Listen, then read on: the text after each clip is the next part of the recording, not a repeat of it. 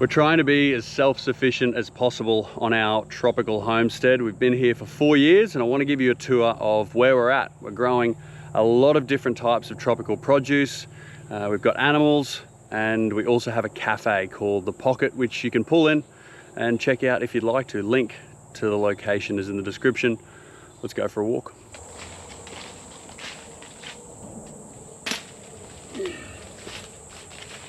This is probably a 5 or 6 kilo jackfruit. If you didn't know, jackfruit are the largest fruit in the world. They can grow up to 40 kilos. This variety is like a yellow, sweet, crunchy one on the inside. And we've named it Ever Gold. It's a seedling. It's about 3.5 years old. As we cut it, when we cut it, we leave it sit just under the tree for, I don't know, maybe 30 minutes. Let the sap run out. Then I like to throw it in the fridge to cool it down and stop the sap flow. But that is perfectly tree ripened. We've probably got 12 fruit off this tree this year, and there's 2 more, which are looking really nice. And then I'll prune everything back very heavily, ferd it. It'll get ready to do its magic next year. So that's one of the risks of planting seedlings of a lot of varieties, is you're not going to get exactly true to type. So have a look at this. This was a jackfruit seedling that we planted from an exceptional jackfruit, and the fruits just ended up like absolute shit. We've given it a couple of years, but they just split. They don't form properly. They don't pollinate properly. Yeah, it's not ended up great. So what we're going to do is we're going to cut it off about here, or maybe lower, and then top graft it, so we could get a little cutting from a variety, a scion or a cutting, a bit of material off a variety that we know is producing awesome fruit, and then we'll graft that onto the top, and then all the energy from the root system is going to go into that, and it'll grow and be true to those genetics. You get me? Got any questions, leave it in the comments. I can do a video on that sort of stuff. But that's the basic premise. You don't want to completely cut it out and then plant something new. You could, but it'd be far quicker, and you get to utilize all of the time and effort that's gone into building up the root base at the bottom of this tree. So these are all of the grafted varieties of durian, and unfortunately none of the flowers on the durian set because we had some extreme rain for the last couple of weeks, and even before that, flooding levels of rain. So none actually set, unfortunately, but it was its first year of ever getting flowers, so I wasn't, I was cautiously optimistic. But hopefully at the end of this year we get some flowers setting on a lot of these durians. But they're looking really good. They're looking super healthy. We've got some champedacs on this tree for the first time, which is super exciting. They look a really nice fruit, but time will tell. Yeah, this one has been 4 years in the ground, so a bit of a late bloomer. I don't know. I think that's a late bloomer because it's our last champedak to throw flowers and fruit, but we haven't been too impressed with them so far. So I'm really hoping that this one is a tasty Roger. All right, here is a few different citruses. We got an orange, which is covered in fruit. Hey, ducky. A big lemon tree, which is absolutely covered in lemons. We've got a mandarin. We've got grapefruit. Quite a lot of citruses, and they've all just started being covered in fruit. If anyone's got any tips on what I should be fertilizing them with, I'm starting to see a few fruit piercing moth which come out at night, and they just put their piercing beak through the skin, and it pretty much instantly ruins the fruit. I know people can have really big problems with them and not actually get any fruit because of that insect. So if there's any tips or tricks on how to get some really healthy citrus and some good fruit, let me know, but it's looking promising. Hey duckies! So we've got, I don't know, maybe like 15 Indian runner ducks, and this one always somehow escapes and gets out, don't you, love? You reckon I can catch her with one hand? Sorry, love. Sorry, girl. I've got these, I don't know, 15 Indian runners here at home which just frolic between the creek and through the orchard. They're amazing to have. They lay lots of eggs. They taste really good. They're really friendly. They don't fly. They eat pests. They eat weeds. But they quite often escape and eat the veggie patch. And you wake up in the morning and just on your front balcony, they've just shit everywhere. But they're overall a good thing to have. How did you get out? I've got this fence all along here that keeps the ducks on this side and in here, but somehow these two always make a crack. All right. Hey, watch out, love. Let's get these other two in here. Come on, girls. You're right. That's it. Good stuff. See, that wasn't so hard, hey? Oh. So in this little enclosed duck area, we've got 4 trees planted. They're probably the most healthy trees we have because they're constantly getting shat on by the ducks. This in particular, this Abiu, which they need to go fully yellow or golden, is one of the best varieties we have. It's so tasty, and the fruit's been all sort of 500, 600 grams. And we've been getting about 50% of what is growing on here because the bats are destroying most of them at night. Are you right? You've already been fed. Hey? Because every few days I'll come in and pour out that, and that's just full of really good organic matter for the trees. And that'll go straight into the root base of the trees are here, such as this champedak, which is probably not far off done. That one's died. Yeah, got quite a few champedaks on this tree. Oh, that one's almost ready. Champedak is a cousin to the jackfruit, which is what we picked before. It's got a far stronger flavour, less sap flow. They're generally smaller, and you won't really see them in Australia, commercially anyway. Only a few hobbyists in tropical areas. Look at these girls. He's right. Yeah, so we've got the Abiu planted in here, which has had a massive yield this year. It's been incredible how much fruit we've got off the trees. We've got a yellow sapote, or a canistel, or egg fruit. There's a few names for them. The mangosteen, the mighty mangosteen. This is by far the strongest. Hey Quark, how are you? If you remember Quark, we hand raised her. She's the most friendly and the most feisty. You right, Quark? You want to go down to the creek? Here you go. Every now and then, we find ourselves a duck nest. We haven't really had any success, no success, absolutely zero, with the ducks raising their own. Yeah, it's just too hot, too tropical. They just get distracted and walk away from their nests. Rats get into them, goannas, but these are incredible eating. One of the main reasons we like these Indian runners is they lay up to 200 eggs a year, which is amazing. But they don't normally lay them in one area like this. They just like drop them on the ground. That there'd be a double yoker for sure. I will come back and collect them to eat, because we've literally had, I don't know, a dozen different ducks try at different times to have nests, and yeah, just zero success.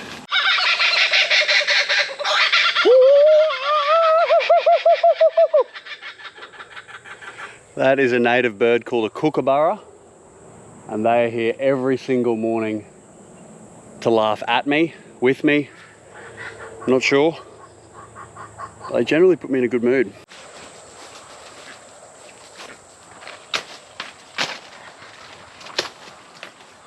This is the row of Abius here behind me. We've got 14 of them, and I reckon we would have got well over 100 kilos off them this year, and probably another 100 kilos to the bats. We've been really impressed with them. There's 1 or 2 trees that are standouts though, and I think that we'll end up making the main cultivar, the main genetics that we grow out if we did want to do more of them. The ducks have surrendered to the fact that I'm not giving them any more food and they need to fend for themselves. We've got a purple sugar apple here. I think this is the last of them. We've got quite a lot of them this year. They're a very pretty fruit and tasty fruit. They've got quite a lot of black seeds, but really nice white flesh. And we've only got one tree of these. They generally yield really heavily. They love being pruned back and they love a lot of fertilizer. Really nice one. We've planted a few Pulisan marcots. We've now got quite a few colors. There's green, there's yellow. That's a fruit spotting bug. Is that flowers? No. There's purples, there's reds, there's all sorts of colors of these. They're very similar to a rambutan. This is a green diamond or a big eye custard apple. There might still be a couple on here actually. Yeah, so they're a really nice fruit. They can get up to, I don't know, they get 700 or 800 grams. I think they get pretty big. And yeah, really hoping that I should come cover these actually. It's really hot at the moment. Yeah, I'm excited to see what these fruit like. This is one of the biggest Pulisans that we have, and I've thrown a couple of marcots on them, which is a method to propagate them out. So hopefully these bags of coir will get roots through them in the next couple of months. And then I can cut it off here and then put that in a pot, let it mature a little bit, and then put it in the ground. And then that will grow true to this. But yeah, hopefully we get fruit in the next couple of years on this one.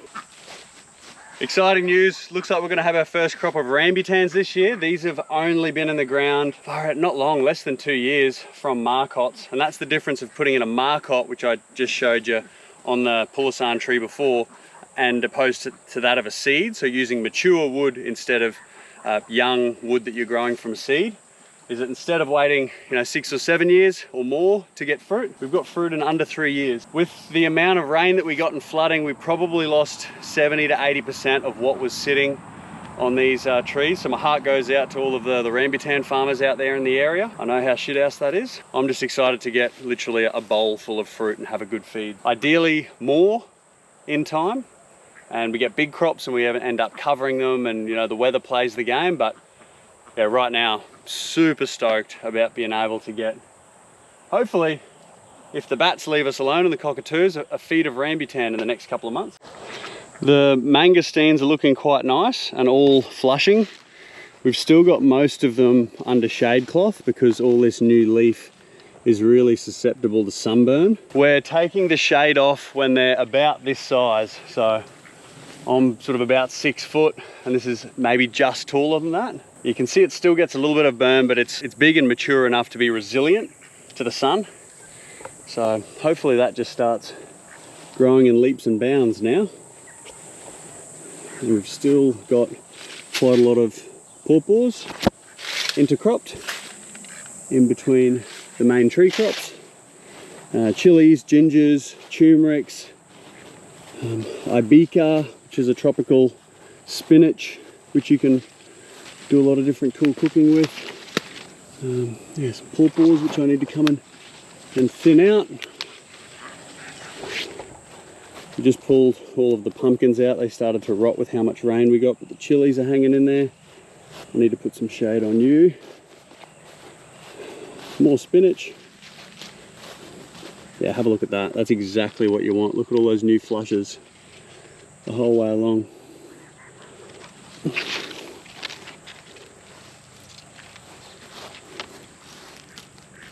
The durian row is looking pretty strong. Some are still under shade. Ones that we've replanted.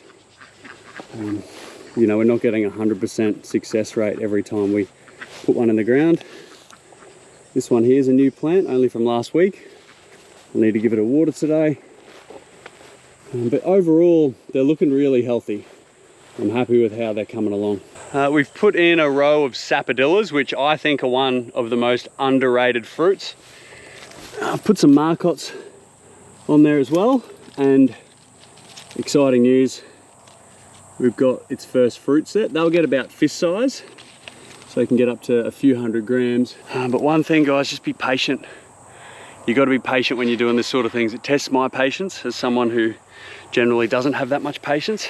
I've only got 2 or 3 fruit set on this now. It's been 2.5 years. I thought there would be much more, but I've got a feeling that, yeah, in the next couple of years, it's going to be a lot more fruit set on this, which I'm excited about. So behind me, I've got two big local seedling durians. They're probably the most healthiest trees on the whole property. The only thing I'm doing to maintain them is I'm throwing fish frames on the top of them, just to give them some organic matter. When they were younger, I was giving them water, but not anymore. There's enough from the sky. And the tap roots would probably be as deep as the highest leaf on the tree. So they've got a really established root base now. These are 4 years old. These were two of the first trees that I planted when we moved onto this block. I am thinning it up though with segatairs. The trees will naturally like grow into each other, and then those branches will start like growing up long and thin looking for light, which isn't ideal. So to create more airflow and more light to the middle of the trees, I've gone through and just pruned off through the middle. And those branches just go on the ground, adding to the organic matter in the soil. 4 years, maybe another 4 years, and they'll get fruit. So I've got a row of bananas here next to me, and they're planted 3 meters apart, and every single one is a different variety. So some that are more suited to just eating fresh and having in your smoothies, some that you'd more cook with though, so throw in like onto the fire or into a curry or baking them. But we're pretty much always getting a feed of bananas now, which is great. And we just hang them up, wait till they ripen, and then eat. This is one of the last Abiu that are on. I think these would make a great commercial fruit in Australia. They bruise very easily. That's why you normally don't see them. Ideally you want 1 or 2 seeds, but the taste in them is absolutely incredible. They taste like vanilla and caramel. From South America. You pretty much look at them and they bruise. So you need to be very delicate with them. Australia is still getting there in the way of transport logistics. Yeah, I've been eating these every day. And the good thing about these is some of the varieties, the ones we have, you'll get a summer crop and a winter crop, so you don't need to wait all year to get a short window of fruit. We've got our first golden soursop that's set. We've got a bag around it here to protect it from the evils of the world. But I was actually going to cut the whole tree out, so I was chainsawing it back, and then I noticed that a couple of fruit had set because, again, being impatient, I thought, fuck, it should have set fruit by now, and it should have yielded us something. Yeah, I'm still on the fence whether it will go to mulch patrol or stay in the ground. Notice the coloration of the two. Quite often people think that a yellow is just a really sick looking one, but that's how they look, like all blotchy and like yellow white streaks through the leaves. And then your conventional soursops will be a deeper, darker green. This is what I mean about the ducks randomly laying an egg just in the middle of nowhere. Like that was laid like early hours of this morning or last night, and quite often I'll just see them scattered around here. Look, other one scattered around through the backyard in random spots, which I'm not complaining, but it'd be good if they just kept it in the one spot so you don't hit them with the mower. Keeps it interesting. I'm finding though a lot of these eggs have two. Oh yes, I saved it with my boot. Dropped it. I'm finding a lot of the duck eggs have double yolks, which is like a mini version of winning the lotto. It's very exciting. It's the little things. Before us, here are the fruits. We got that jackfruit, which I'm going to put in the fridge. A couple of purple dragon fruit and golden pitaya that we picked yesterday afternoon. Some limes, lemons, some duck eggs, some little sugar dragons, really sweet, and soursop. Here I also have some baby dragon fruit seedlings. I'm going to let these grow up a little bit and then graft them on top of a big cutting so that all the energy goes into these and they grow faster. Where I'm walking 1 week ago was all underwater, like over my head. So this is the first time I've come down just to see what the water's like and if there's any damage to the trees that I've planted down here. I've planted quite a lot of natives, but occasionally when the water's high, and there's water running in from this little drain here, you'll get fish along the edge here. Just trying to assess the damage. I planted all of these, probably 50 or so native trees. It's a black palm, different types of penders. Yeah, looks like we might have lost 1 or 2 trees. Let's see if we can catch a fish. Looks good.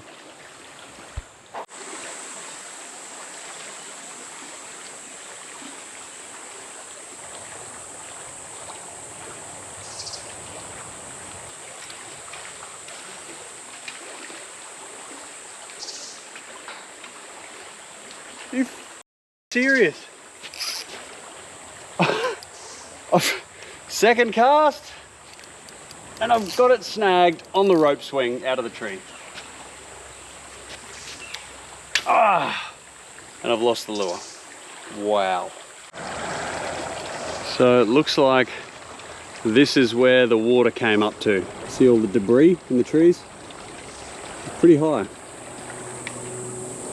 All this grass was sort of 7 foot tall, all got flattened and drowned. I can really only plant here natives that are made to go on the edge of the creek, that can handle being under the water for like a week at a time. Just come over to the cafe where we've got quite a few goats and chickens and ducks as well. And although these are very well fed, there's a lot of grass for them. I give them every couple of days. Hey, easy, easy, easy, come on.